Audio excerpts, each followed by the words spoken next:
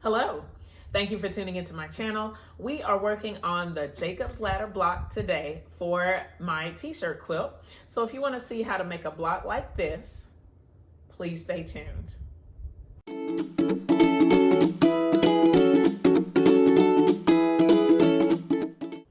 I am so excited to share this block with you as a part of a t-shirt quilt that I'm currently working on. This quilt is going to be about a queen size quilt, and it's going to be 5 by 6. So 5 blocks across by 6 blocks down. Half of them are going to be feature blocks with a logo from a t-shirt on it. And then the other 15, I decided to do a block that would kind of chain throughout the quilt. And so I pulled some inspiration from this book. If you follow my channel, I've used this book for several quilts, at least 2 that I have made on YouTube, and maybe a couple other projects here and there. This book is called Block a Day, 365 Quilting Squares for Patchwork Inspiration by Lucinda Ganderton. I received this book several years ago from one of my students, and I have been able to use it a lot for some different projects. And as you go through the book, it has some different quilt patterns or different blocks all throughout. And according to the book, these blocks will each finish at 12 inches. And so if you go through the book, they're all finishing at 12 inches. So the instructions are based on those 12-inch blocks. Now, I decided to do my block at 18 inches this time. And I have a video for how I go about resizing the block. And I'll link it in the iCards here, but I want to just quickly go over how I chose to resize this block. Once I decided to do a chain type block, I knew first of all that it needed to finish at 18.5 inches. And so when it came down to choosing a block out of here, I wanted something that would be easy to divide into 18 so that the measurements would be pretty simple. So I looked for something that was like either like basically a 9 patch that I could do, and I could have just done a basic 9 patch with 6.5 inch squares, but I wanted to do something a little bit more to kind of elevate the quilt. And so when I chose this block, the Jacob's Ladder block is basically a 9 patch, but the 9 patches are individual units, 4 patches and half square triangles. So that's where we're going to go with this quilt. As you can see here, this block uses 3 colors, and I'm choosing to use 3 colors for each of my blocks.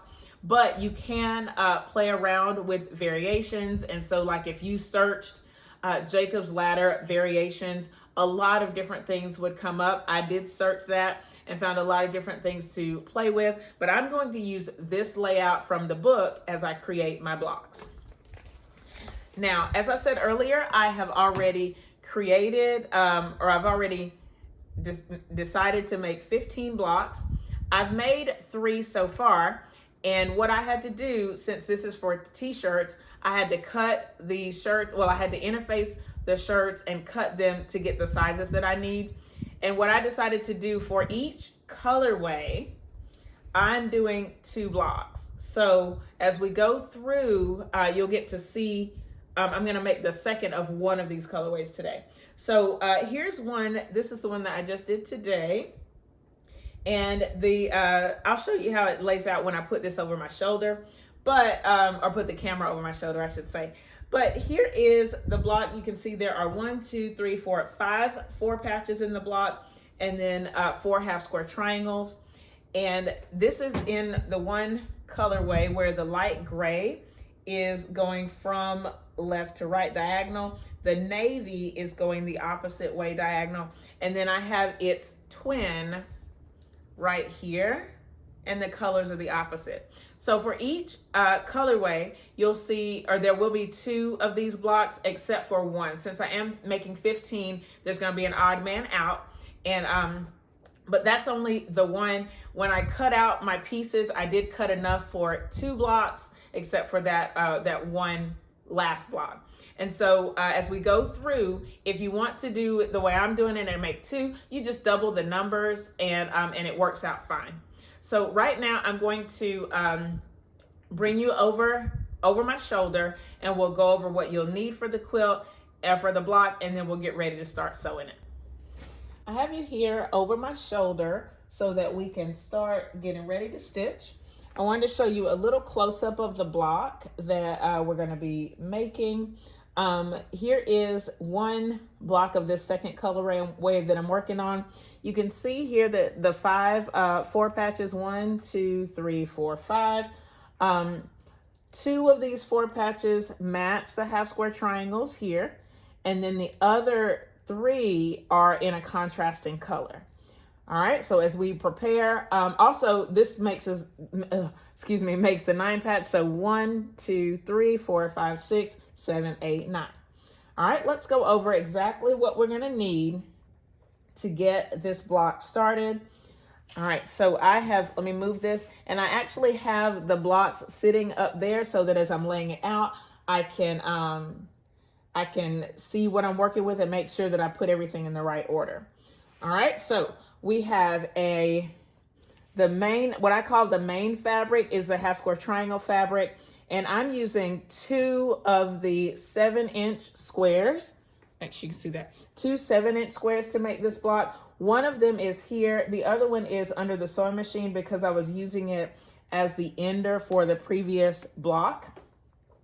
And then from this same fabric, I'm going to take 4 3.5-inch squares. Each one of my units is going to finish at 6.5. So these blocks are going to each finish at 6.5, and then we put them together and hopefully we get 18.5. So I have 4 of these 3.5-inch squares. All right, and from my accent color, I'm going to use 6 3.5-inch squares. I chose not to do the red for this one because I had like a green sleeve on one of the shirts and I wanted to use it. So I decided to try it in the green, and I think it's going to coordinate nicely with this. Can't wait to see that. And then from the background, I have 2 7-inch squares for the half square triangles, and then 10 3.5-inch squares to make the 4 patches.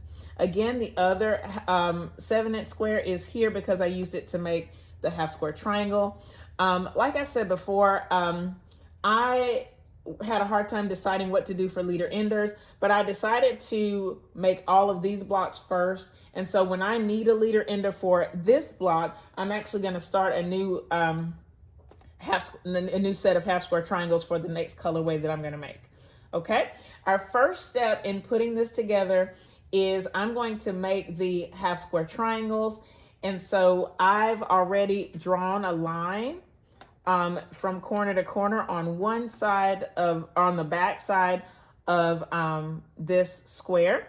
And since these are t-shirts, the back side is going to be the side with the interfacing on it, because I use the interfacing to stabilize the shirts so that they'll be easier to stitch. And I'm going to place this right sides together onto the main fabric square. And then I'm going to stitch a 1/4 inch on each side of the line. So I'll do that right quick, and then I'll show you how we turn these into half square triangles. My next step is going to be to cut along this diagonal line. And then when I do that, here, I'll go ahead and do it on camera. I'm just holding my ruler on I'm lining it up on that diagonal line that I drew and giving it a quick cut. I'm not sure how much you can see. Let me turn it this way. Okay. That way, hopefully my hand won't be in the way. A quick cut here. And then what I'm going to get is 2 half square triangles like this from each set that I stitched. Look at that. And I'm going to take these to the iron, press them. You could choose to press them open. Actually, I think I'm going to try that this time, pressing the seams open. And then I'm going to use my 6.5-inch ruler right here. This is an Omni Grip 6.5-inch ruler to square them up, and all I have to do for that is just sit it on there and cut around it. Since I used a 7-inch square, it should be just slivers that I'm cutting off.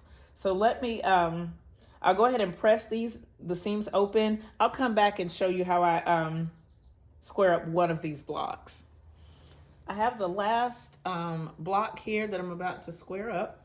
I want to show you, I did press the seams open on this block, and I think I'm going to try this for the rest of the blocks, and I'll show you why in just a second. But first, let's square this up. This 6.5-inch ruler has a line going on the diagonal. I'm going to line that diagonal up on the center seam. And again, like I said before, I started with 7-inch squares. And so I really am just going to be cutting slivers. I'm going to cut on the left side and then at the top here. And then I'm going to flip my mat around, flip my piece around, line it up again, and then get the other two sides. And then as you can see, it's this little tiny bits of fabric that I'm cutting off. See that? Just a little bit that I'm cutting off. All right, and so now I have the all 4 of my half square triangles. Let me show you why I want to start pressing open on these. The way this block is laid out, these 2 half square triangles, they meet up in 2 corners, and those seams are actually very bulky. And so let me see if I can zoom in right here. Let me see, I don't know how much I can zoom. Let's see, where is it? Okay, so right here, it's just really bulky in there. You can see that it's just barely fitting, and it looks really gross. And so I'm going to try it this time with the seams open, and hopefully it'll be less bulky in there. All right, now let's lay out this block. What is cool about this block is that all of the 4 patches are made the same way, and that is with in my layout, the color of the 4 patches are at the top right and the bottom left. So all the 4 patches are laid out the same. Since I'm using this as my main fabric, when I start laying this out, I'm going to start with this with the same fabric as my 4 patch. So here we go. Main fabric goes top right and bottom left. And I'm kind of doing these, they're sort of directional, but I don't think it matters. Once whoever's looking at the quilt, it's not gonna matter to them. And then adding a half square triangle here. And then another 4 patch on the other side, but this one uses our accent fabric. So white, green, and then green, white. And I'm laying these out like this. I just lay the whole thing out. Let me see what you can see. Yeah, it's up at the top. I actually lay the whole thing out and then sew it in 4 patches, or in like 2 patches first. But you could make the 4 patches separately and then just bring them in. I just haven't done that. But like, it would be great to have the 4 patches as a leader ender on a different project. And then when it's time to stitch the Jacob's Ladder blocks, you'll already have them ready to go. So again, creating this 4 patch in the middle. Okay. And then half square triangle on that side. All right, and then this 4 patch is with the main fabric.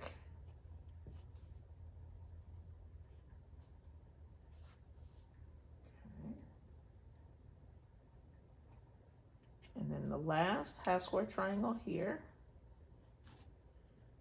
And wait, I did that wrong. You see that? These actually go on this side. Okay.